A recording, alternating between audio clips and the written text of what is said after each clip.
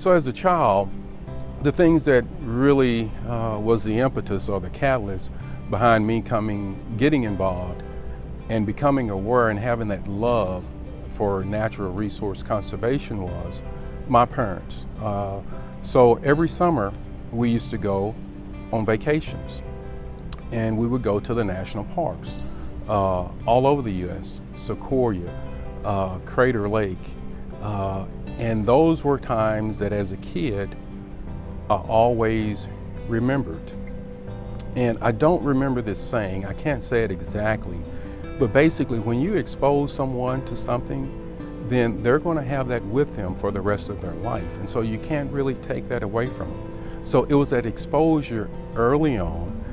And so when the Master Naturalist program developed, it was really, I was able to get paid for it and get reconnected with things that I learned and that I loved. So it was an early on exposure as a kid, and it was sort of, if you want to call it, in my blood. I've always liked bugs, insects, and I'm 68, and for my 6th birthday Santa brought me a bug net, and it was all over after that. And I had animals, and I scared my sister with tarantulas, so my mother made me turn it loose, but I've just always been interested.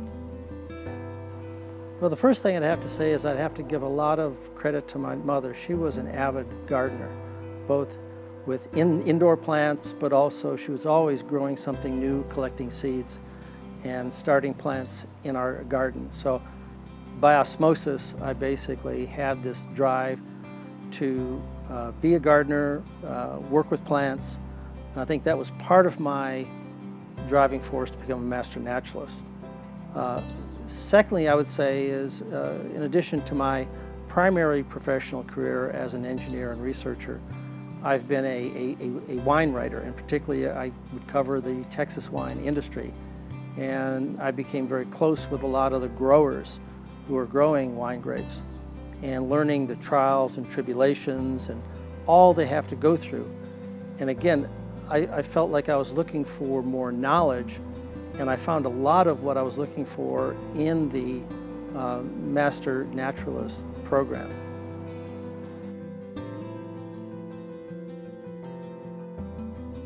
Get out, stop, and smell the roses. Don't pick them unless you want to put water on them. And just really be more responsible for their actions and taking care of the environment. You see a lot of people driving down the road throwing stuff out of their car and that kind of thing, and that's just being totally irresponsible. I want to see that come to a stop. I think just get out there and try things that you don't know that you're interested in. That's one thing. I mean, I knew, because as a birder, I knew that I love birds.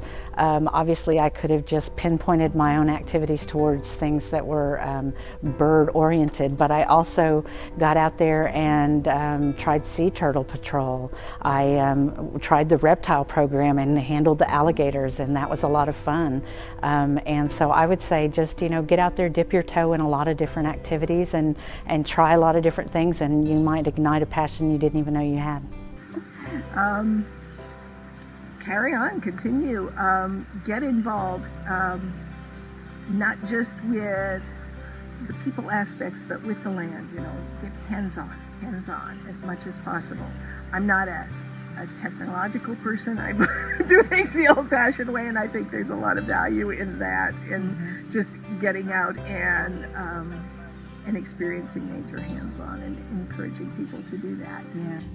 So what I would tell the next generation of master naturalists, as well as land stewards as a whole, it's all on us now, and it will be on the next generation in the future. So whatever we do in the landscape, we have made decisions that will affect the future. We can make decisions that benefit the ecology, or we can make decisions that are a detriment to our ecology, and it's really up to us. So how do we want to move forward? Do we want to manage our lands for the future, or do we want to manage them for the present? I taught English for over 32 years, grade 6 through college. And in that length of time, I was dealing with students who knew only urban settings and trying to teach literature that had a basis when we were an agrarian society.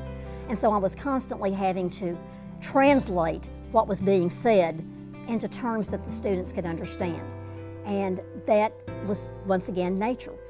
I'm reminded of a poem that I used as a teaching tool because it mentioned rainbows, and the students, even though they're in the city, knew rainbows.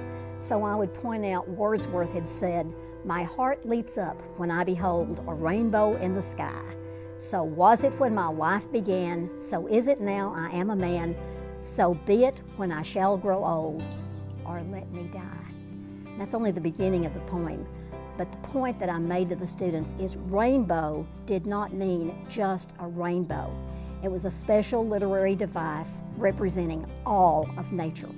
And that was the way a lot of people felt, that without nature, we might as well be dead.